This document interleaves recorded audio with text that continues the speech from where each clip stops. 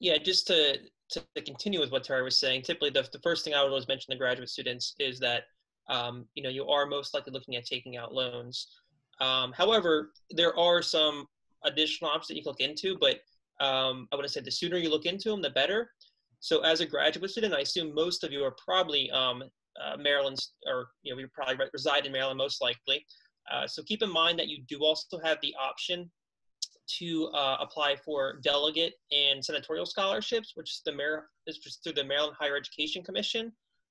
So for that website, in case you're not aware, you can just Google MHEC or type in Maryland Higher Education Commission, and you'll see a list of different scholarships on there. But the one that's most used by our graduate students is the senatorial and delegate ones.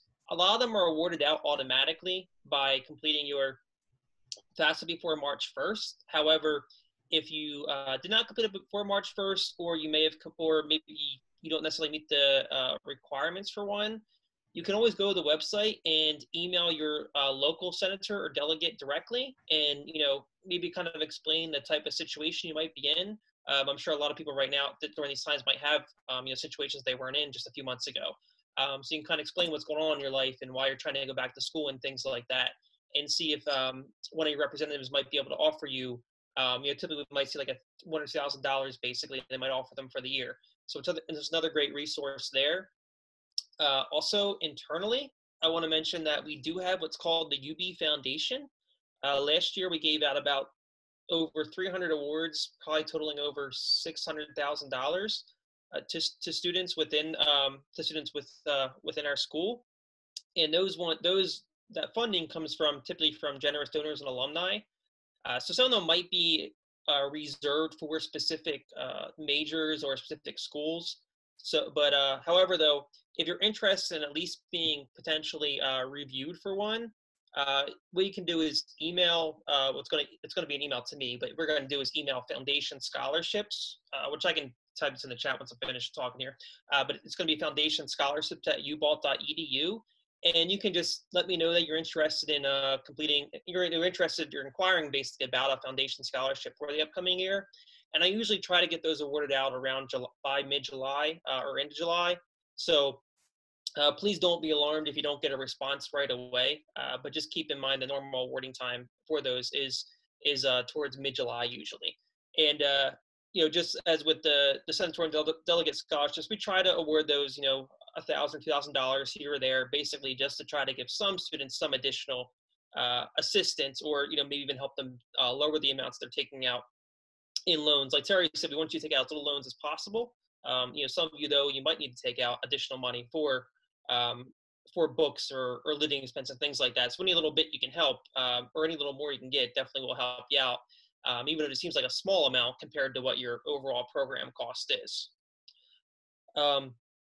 And that's mostly it for your other options for scholarships. Of course, I mean, if you have any employers able to help you out or things like that, that's great. A lot of that does go through the bursar's office. I'm not sure if they'll be attending another session later, but I do want to mention to you that the bursar's office has recently put out allowing students to sign up for direct deposit for their refunds.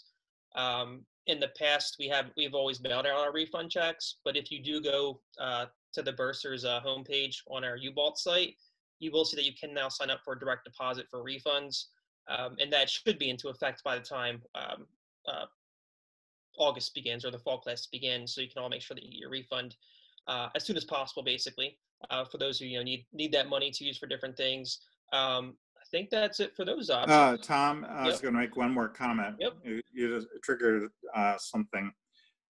Keep in mind also that the refund checks that are used for paying off a bookstore credit or for living expenses, those are not dispersed until after about 7 days after the add drop period. So it's not like that first week of classes, you're going to be getting a financial aid check. You have to still be enrolled after the add drop period. And so just kind of mentally prepare yourself budget-wise that I've got to take care of things, perhaps through the bookstore credit, that can help. Typically until about mid-September is when the fall check will get dispersed. And ideally, you'll sign up for the electronic refund process, which is new this fall, and that cuts down the need to mail a check to you.